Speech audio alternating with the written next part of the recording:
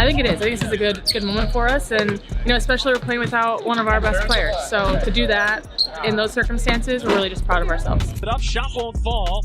Wilson, what looks like over the back. Oh boy. The so-called unbeatable dynasty just got exposed on national TV, and not by a super team, not by a buzzer beater, but by a squad missing its biggest star. The Indiana Fever just beat the Aces. The Las Vegas Aces didn't just lose. They got embarrassed, blown out by 27 points. And the worst part? It could have been even uglier. All the free throws this woman got, man. They tried their best to keep the Aces in the game, man, but it didn't matter. While A'ja Wilson was out there getting gift-wrapped whistles like it was her birthday, the Indiana Fever were putting on a clinic in real basketball, connected, tough, and unrelenting. This wasn't just a win. It was a statement. Jump ball is the call. Wow. Stephanie White's upset about that. And it just might mark the moment the WNBA power structure flipped upside down. Coming into this game, nobody expected the Fever to win. Nobody. That was over the back. Wow. Watch this. They hadn't beaten the Aces in their last 16 straight matchups. Vegas. They weren't just the reigning champs. They were the team everybody circled on the calendar. But this was a big win for the Fever because the Aces were the only team that they had not won at least one game to last season. The measuring stick, the so-called gold standard of the WNBA. Meanwhile, Indiana was still figuring it out, trying to find rhythm, dealing with ups and downs, and missing Caitlin Clark. If there was ever a night where the Aces were expected to cruise, this was it. But from the moment the ball tipped off, something felt different. Indiana didn't walk in like underdogs.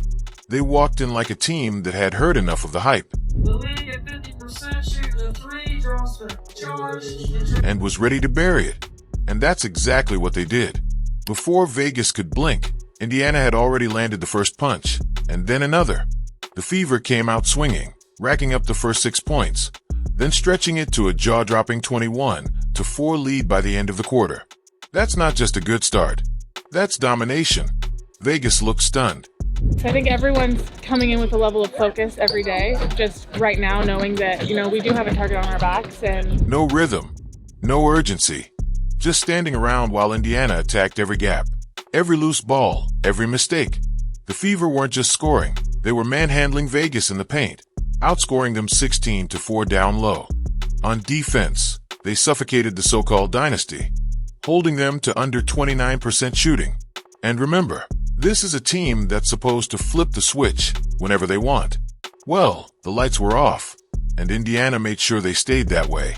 But if the first quarter felt shocking, what came next? That's when things got blatantly disrespectful. Midway through the third, with Vegas desperate for momentum, it happened. The moment that lit a fire under Indiana and exposed the refs on live TV. Lexie Hull, who's quietly become one of the Fever's toughest, smartest players, boxed out A'ja Wilson so cleanly you could use the footage in a coaching clinic. Position perfect, feet planted, textbook form, and then bam, Wilson barrels in from behind, reaching over Hull's shoulders like she was climbing a ladder. Obvious foul. Over the back. No question. Except the refs decided to toss the rulebook. Jump ball. Jump ball. Even the broadcast team didn't know what to say.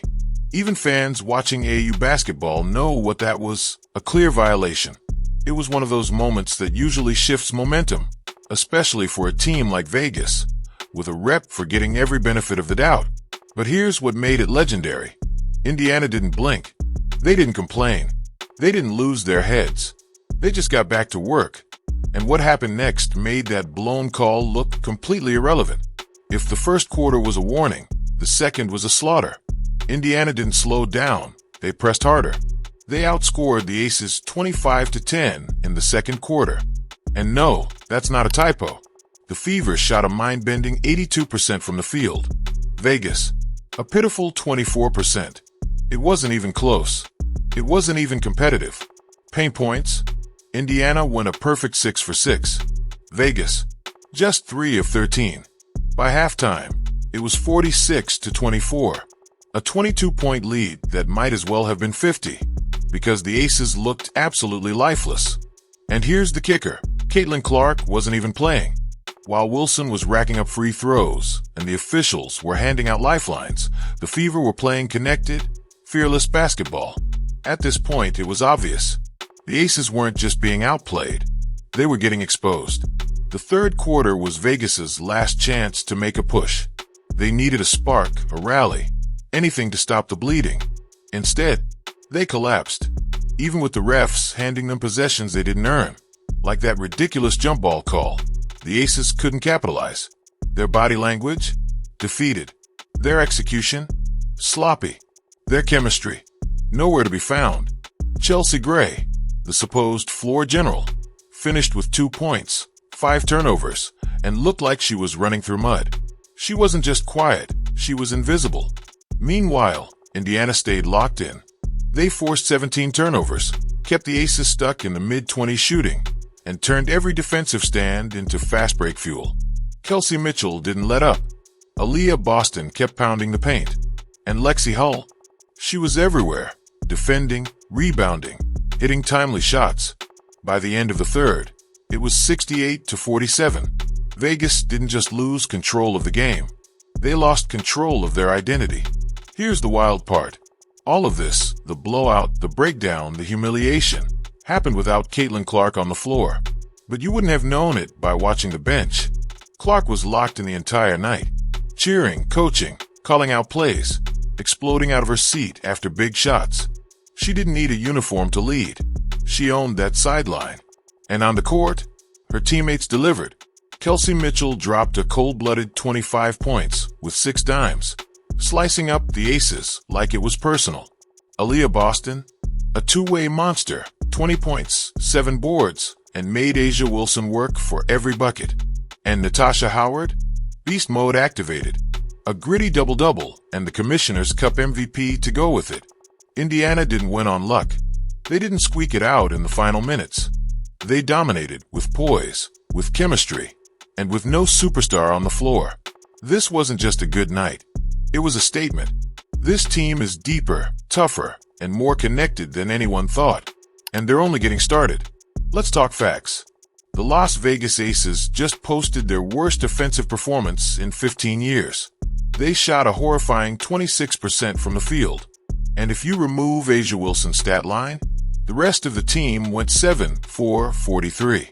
That's 16.3% shooting from the defending champs. Read that again. No other ace even cracked 6 points. This isn't just a bad night. This is a full-on systems failure.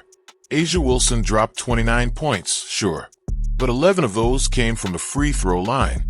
And with the game slipping away, those buckets were empty calories, flashy on the stat sheet, but meaningless when your team is down by 30.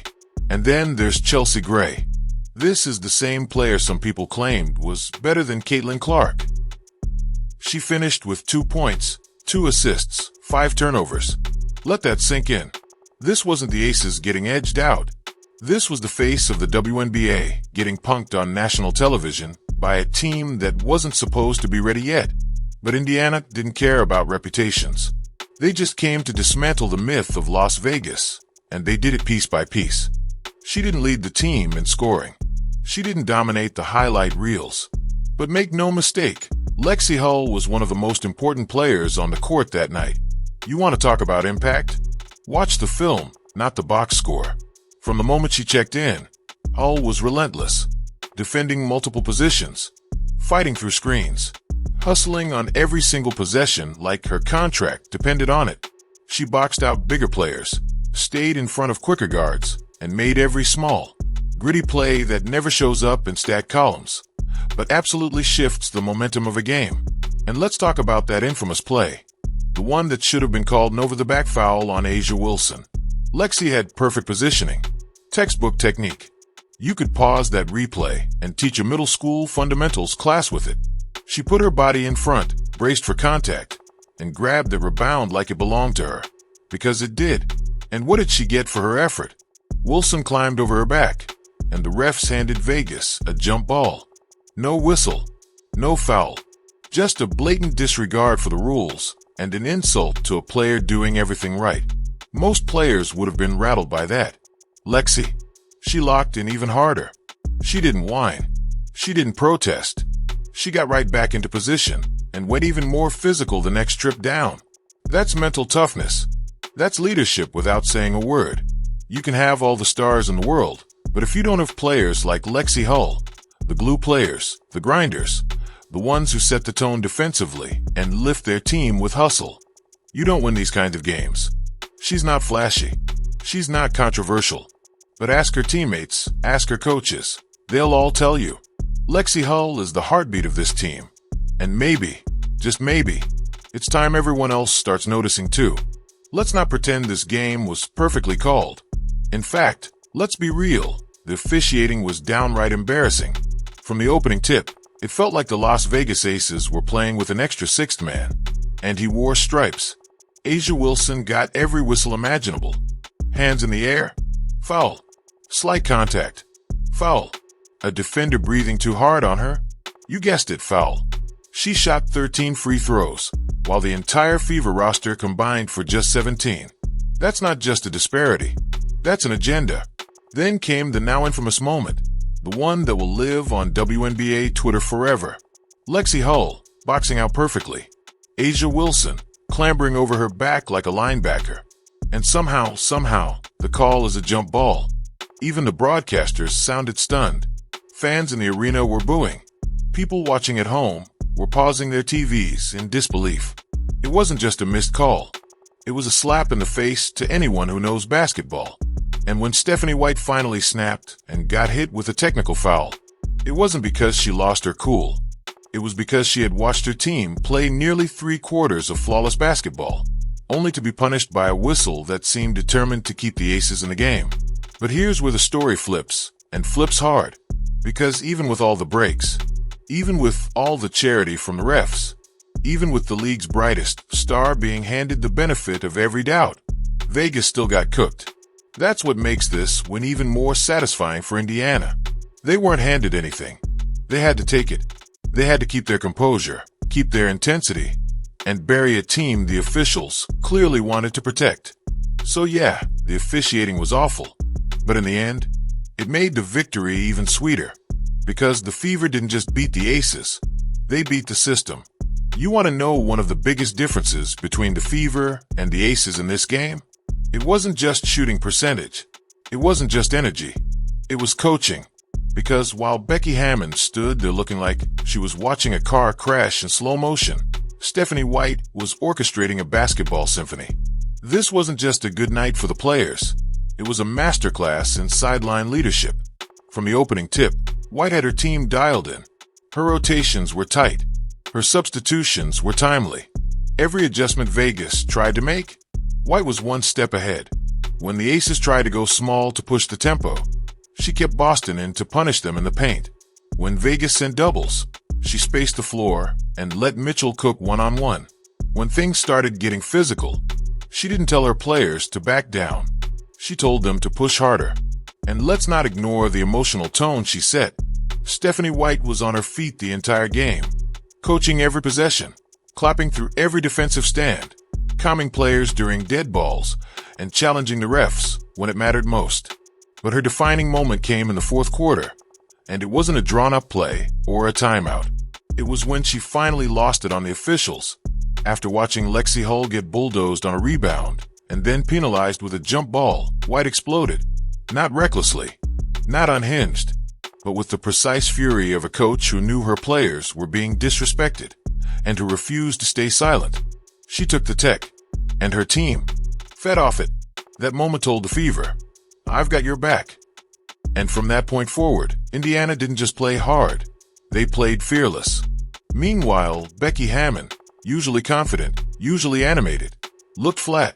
Her timeouts lacked urgency. Her rotations were late. Her body language screamed frustration. She had no answers. And it showed. The result? One team got tighter. One team unraveled. One coach owned the moment. The other watched it slip away. And if you're still not convinced coaching made a difference, just look at the scoreboard. You want to talk about someone who's had enough? Look no further than Kelsey Mitchell. She's been in Indiana through the lowest of lows. losing seasons, coaching changes, a roster in constant rebuild mode. And through it all, she's shown up, played through injury, carried the offense, took the hits. And what did she get in return? Silence. While other players were getting shoe deals, media tours, and highlight packages, Lexie Mitchell was dropping 20-plus points every other night and barely getting mentioned. Even this season, all eyes have been on Caitlin Clark. And yeah, Clark deserves it. She's a phenom, a once-in-a-generation talent. But guess what? Lexie Mitchell has been that anchor, that engine, that fire. And against Las Vegas, she reminded everyone who she is. 25 points, 6 assists, 0 fear. She attacked Chelsea Gray off the dribble like she was a practice cone. She buried threes with a hand in her face. She ran the offense like a quarterback in the fourth quarter of a Super Bowl. And when Vegas tried to make it physical, she welcomed the contact. She didn't just play well, she played with purpose. Like she had a message to deliver. I've been here. I've been grinding. And I'm not waiting for your approval anymore. Every big shot she hit, she let the bench know. Every time she sprinted back on defense, she didn't jog, she charged. She wasn't just leading by example. She was leading like a vet who's done being ignored. And here's the thing. The Fever needed that from her. With Clark out, someone had to steady the ship. Someone had to hit shots when Vegas went on a run. Someone had to show, we're not scared of this dynasty. Lexie Mitchell did all that and more. This wasn't just a big night. This was a declaration. A battle cry from a player who's done being an afterthought. So let's be clear. Caitlin Clark may be the future, but Lexie Mitchell is the reason this team's ready right now. Let's get one thing out of the way. A'ja Wilson is an incredible talent. MVP level. Dominant. Skilled. But on this night, her 29-point stat line meant absolutely nothing. And before anyone rushes to defend it, let's break it down. Sure, she went 9-4, 18 from the field. Sure, she dropped 29. But 11 of those points came from the free throw line, thanks to a whistle that might as well have had her name engraved on it. Let's be honest, she was gifted calls all night long. Ticky-tack contact, free throws, over-the-back foul, nah jump ball, aggressive drive with no foul, whistle anyway. It got to the point where it didn't even feel like the Fever were playing 5-on-5. They were guarding Wilson plus the officiating crew. But here's what matters. Even with all of that, even with her inflated line, A'ja Wilson was never in control of this game. Not once. Every shot she hit felt like a survival bucket. Not a spark, not a rallying point. There was no momentum, no elevation of her team. Just empty production, while her squad continued to unravel. And while Wilson was busy racking up charity points, the rest of the Aces completely disappeared. Not a single other Vegas player cracked 6 points. Chelsea Gray, 2 points. Kelsey Plum, invisible. The bench, a non-factor. And that's the real difference between a superstar performance and stat padding in a blowout. A'ja didn't lead her team. She carried a lifeless group to a slightly less humiliating final score. That's it. Meanwhile, on the other side, the Fever were getting it done by committee. Mitchell, Boston, Howard, all eating. Lexie Hull, Sophie Cunningham, even the rookies making impact plays. That's leadership. That's contagious basketball. A'ja Wilson had the spotlight. She had the calls. She had the hype. But when it was all said and done, she had 29 meaningless points and a 27-point loss. There's a word for that. It's not dominance. It's decoration. And on this night, decoration wasn't nearly enough. You could feel it from the very first possession. The intensity, the urgency, the edge. This wasn't just another regular season matchup. This was personal. And everyone in a Fever jersey played like they'd been waiting for this exact moment. Let's rewind the tape. The Indiana Fever had lost 16 straight to the Las Vegas Aces. They hadn't beaten them since 2019. They've been the doormat, the footnote, the team you circle on the calendar as an automatic win. And trust me, they knew that. Every player, every coach, they've been hearing the noise for years. Vegas is the gold standard. Indiana's irrelevant. Maybe they'll be good when Clark develops. Well, the The Fever were done waiting, done listening, and absolutely done losing. From the opening tip, Indiana didn't just play hard, they played with fire. Every defensive rotation was sharp. Every box out was physical. Every shot felt like a statement. You could see it in Kelsey Mitchell's stare after she nailed a dagger three. You could see it in Lexie Hull diving for loose balls, like her career was on the line. You could see it in Aaliyah Boston backing down Wilson, again and again, like she had something to prove. Because she did. They all did. And Caitlin Clark? Even from the bench, she felt it too. She wasn't just clapping politely. She was roaring after big plays, flexing after stops, pointing to teammates and screaming, "Let's go." She might not have played a minute, but she showed every ounce of passion you'd expect from a franchise cornerstone. This game wasn't just about the standings. It wasn't about seedings or headlines. It was about respect, and Indiana snatched it. They took it from the Aces, a team that's been crowned before the season even starts. They didn't want a close game. They wanted to shatter the narrative. And the way they did it? Relentless, physical, cold-blooded. By the time the fourth quarter rolled around, the Aces looked like they wanted to go home. Meanwhile, the Fever? They wanted more. Because when you've been overlooked, disrespected, and dismissed for years, and you finally get your shot to clap back, you don't waste it. You bury them. This wasn't just a win. This wasn't just a bad night for Vegas. This was the WNBA power shift, live and in real time. For years, the Aces have strutted around like the inevitable champions. Loaded with stars, hyped by the media, and backed by the officials, they were supposed to be untouchable. But Indiana just pulled back the curtain. They showed that the dynasty talk was all smoke, no fire. They didn't need Caitlin Clark. They didn't need buzzer beaters or miracle comebacks. They walked onto that court, outworked, outplayed, and outran a team that used to scare the league. And what's wild? This is only the beginning. Because when Clark comes back, dropping logo threes, orchestrating the offense, shifting gravity every time she touches the ball, this team goes from dangerous to terrifying. The Fever just sent a message to the entire league. We're here now, and we're not going anywhere. So if you're still doubting this squad, you might want to check the scoreboard again.